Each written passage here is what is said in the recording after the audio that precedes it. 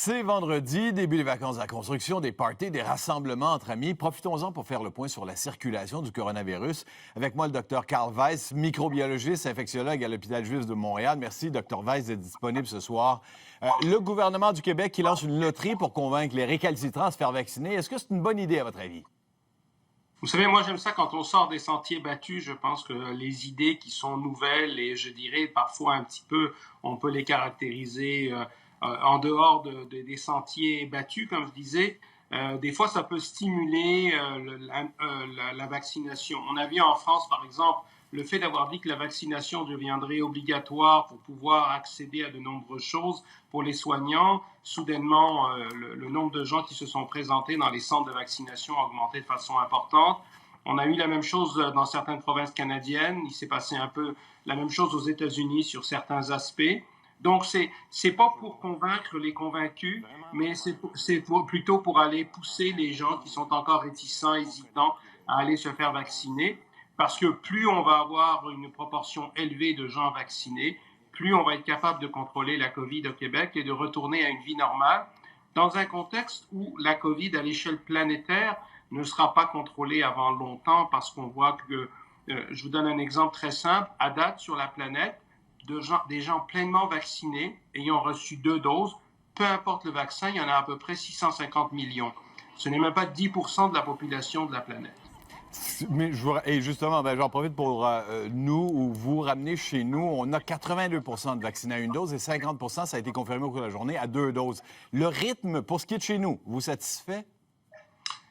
D'abord, ce qu'il faudrait dire, c'est que quand on regarde la population adulte, dans les groupes, surtout les plus à risque, donc on va dire les gens de plus de 60 ans, la proportion de gens pleinement vaccinés est au-delà de 80 et même 90% dans certains groupes, ce qui est très bon parce qu'il ne faut pas oublier que c'est ces gens-là qui, pour la plupart, finissaient à l'hôpital aux soins intensifs et malheureusement décédés.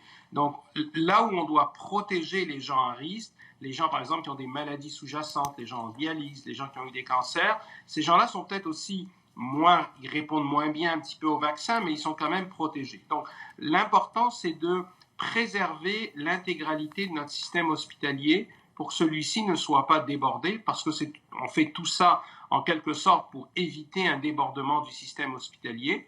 Et en allant vacciner à une très forte proportion les gens à risque et les groupes à risque, on va arriver à cet objectif. On voit dans certains pays actuellement, l'exemple c'est Israël, c'est un peu la Grande-Bretagne, que c'est beaucoup dans les populations soit jeunes ou aux États-Unis, on voit ce que la directrice du CDC aux États-Unis vient d'annoncer, Rochelle Walensky, que c'est une pandémie des non-vaccinés. C'est-à-dire, qui tombe malade actuellement ou qui sort positif, les gens qui ne sont pas vaccinés, 97% des gens hospitalisés aux États-Unis aujourd'hui sont des gens non vaccinés. Justement, et je l'écoutais moi aussi, ce point de presse de l'équipe de la Maison-Blanche de lutte contre la COVID. Ce qui est intéressant de la part du docteur, un des commentaires, il y avait le docteur Walensky, il y avait le docteur Fauci, bien sûr, soulignant que le variant Delta était devenu dominant à travers le monde. Est-ce que vous avez, vous aussi, le sentiment qu'il faut qu'on se prépare à cette réalité? Le Delta sera dominant, mais en réalité, en autant qu'on est doublement vacciné, le risque d'aggravation d'un état de santé est extrêmement limité. Exact? Alors, moi, je pense qu'il faut arrêter de parler je dirais, de la succession de variants parce que c'est un virus, d'abord, qu'on appelle ARN, et ces virus-là mutent continuellement et font tout le temps des variants. Vous savez, le premier virus qu'on a eu à partir de Chine, c'était un variant d'un autre virus. Le variant britannique a pris le dessus sur l'ancien variant, il est devenu le variant principal au Québec. Puis le variant Delta va prendre le dessus sur le variant britannique de façon inévitable parce que c'est ce que doit faire un virus. Un virus fait des variants pour être encore plus adapté à son marché qui sont les êtres humains. Donc c'est clair et net. On voit que le variant Delta est présent, par exemple, en Ontario. On voit qu'il est présent dans les Maritimes. On voit qu'il est présent dans d'autres parties du Canada et qu'il est présent aux États-Unis. C'est inévitable. On sait qu'il est déjà présent au Québec et qu'il a augmenté de façon assez importante, je dirais, depuis environ 4 semaines.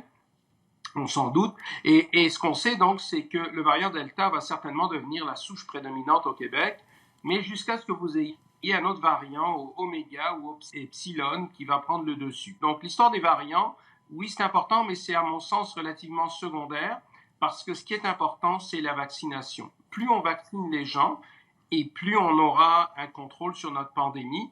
Et il faudra à ce moment-là regarder les gens vaccinés, doublement vaccinés, même s'ils testent positifs, pour l'immense majorité d'entre eux, ils sont quasiment pas malades et jamais hospitalisés. Donc, il va falloir aussi revoir la définition des cas. Moi, j'ai discuté de ça avec certains de mes collègues de plusieurs pays hier et tout le monde est d'accord sur ce point-là, de dire que les cas aujourd'hui ne ressemblent pas en termes de définition aux cas de l'an passé et qu'il va falloir ajuster notre définition de cas dans un monde post-vaccination qui n'existait pas avant. Alors, les gens qui sont doublement vaccinés, ces gens-là, à un moment donné, il faudra peut-être même plus les tester s'ils sont asymptomatiques. Et puis, il va falloir reprendre une vie normale et permettre à ces gens-là d'avoir une vie normale, ce qui va probablement stimuler le reste de la population à se faire vacciner à un moment donné. Voilà. Alors, ça va faire exemple à un certain moment. C'est l'espoir qu'on a de voir que, étant doublement vacciné, on peut faire encore davantage de choses dans notre vie au quotidien, là. Tout à fait, comme par exemple voyager. Vous voyez qu'au niveau des voyages, tout le monde va ouvrir les frontières à la condition que les gens soient pleinement vaccinés. Donc, à partir du moment où vous serez capable de voyager, parce qu'on va fermer vos frontières, et dans certains pays, ça va être encore beaucoup plus sévère, écoutez, il va y avoir des impacts à un moment donné sur le fonctionnement dans la vie de tous les jours des gens. Et il y a des choses qui sont essentielles, que tout le monde doit avoir, mais c'est pas obligé dans sa vie d'aller dans un centre culturel, d'aller au théâtre, d'aller à la Place des Arts. Alors, à un moment donné, on va devoir exiger une preuve vaccinale pour avoir accès à tout ce qu'on veut, sans pouvoir avoir un impact sur les autres. Je vous arrête là, Dr. Carl Weiss, toujours aussi intéressant de vous entendre. Merci beaucoup d'avoir été avec nous. Je vous souhaite une belle fin de semaine. Également. Au revoir.